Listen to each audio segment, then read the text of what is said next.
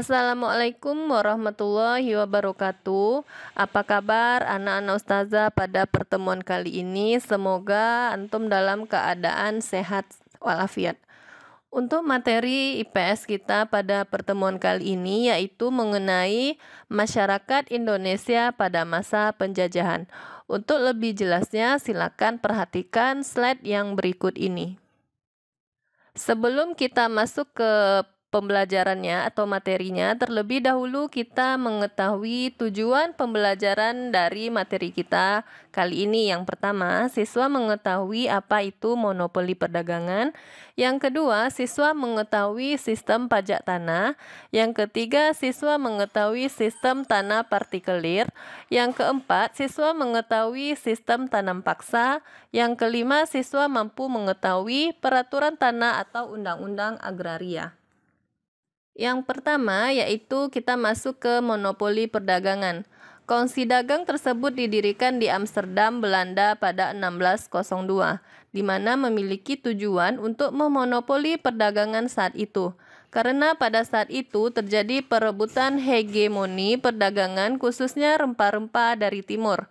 Salah satunya Indonesia dengan beberapa negara, yakni Portugis, Spanyol, Inggris, hingga Prancis. Hingga akhirnya VOC mampu menguasai dan memonopoli perdagangan rempah-rempah, bahkan mampu menguasai kerajaan-kerajaan di Indonesia. Nah, di sini ada ustazah buat sedikit gambaran bagaimana monopoli perdagangan pada saat itu yang dilakukan oleh bangsa Belanda terhadap bangsa Indonesia.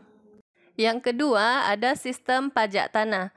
Dalam pemerintahannya ini, Raffles mengeluarkan kebijakan ekonomi yang disebut sebagai sistem pemungutan pajak tanah atau land rent system. Sistem pemungutan pajak tanah ini bertujuan untuk menciptakan suatu sistem ekonomi di Jawa yang bebas dari segala unsur paksaan. Pokok-pokok kebijakan sistem pajak tanah yang dilakukan pada masa Raffles yaitu sebagai berikut. Yang pertama, segala bentuk penyerahan wajib dan kerja paksa dihapuskan. Yang kedua, rakyat diberikan kebebasan dalam menentukan jenis tanaman yang akan ditanamnya. Yang ketiga, peranan para bupati sebagai pemungut pajak dihapuskan dan sebagai gantinya mereka dijadikan sebagai aparat negara yang bertanggung jawab kepada pemerintah. Yang keempat, pemerintah Inggris adalah pemilik tanah. Setiap petani yang menggarap tanah diwajibkan untuk membayar pajak sebagai uang sewa.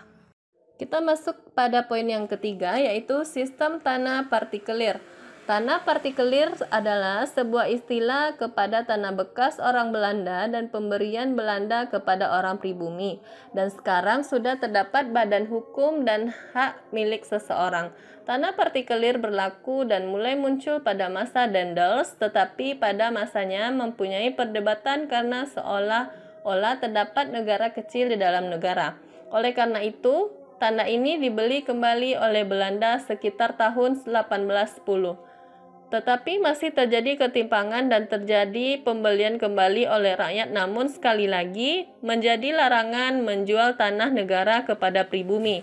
Sampai akhirnya pada tahun 1948 dibentuklah sebuah panitia yang diberi tugas untuk memberikan rencana dan planning yang harus diambil dari tanah partikelir yang tersisa ini.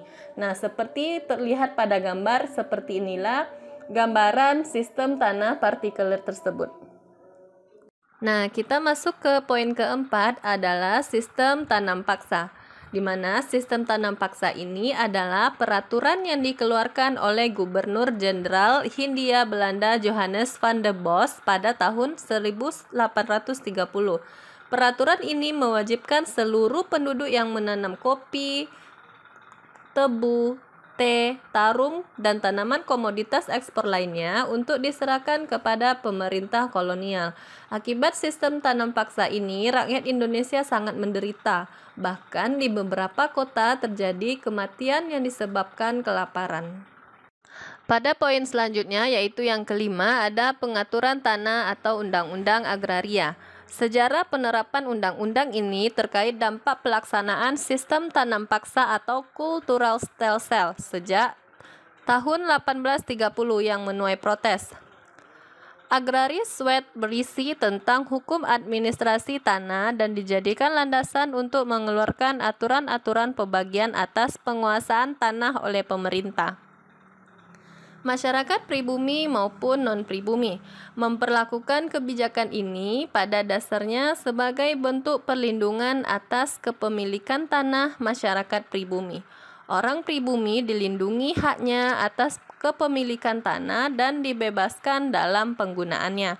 Adanya Undang-Undang Agraria 1870 ini menjadi awal dari liberalisasi ekonomi masyarakat di Hindia Belanda. Diberlakukannya Undang-Undang Agraria 1870 tidak terlepas dari kebijakan ekonomi yang sebelumnya berlaku di Hindia Belanda atau Indonesia, yaitu sistem tanam paksa atau cultural stelsel. Tanam paksa pada dasarnya diberlakukan untuk dapat meningkatkan produksi tanaman ekspor dan pemberdayaan petani. Namun hal tersebut tidak berjalan sebagaimana mestinya. Alih-alih memberikan kesejahteraan, rakyat justru semakin sengsara.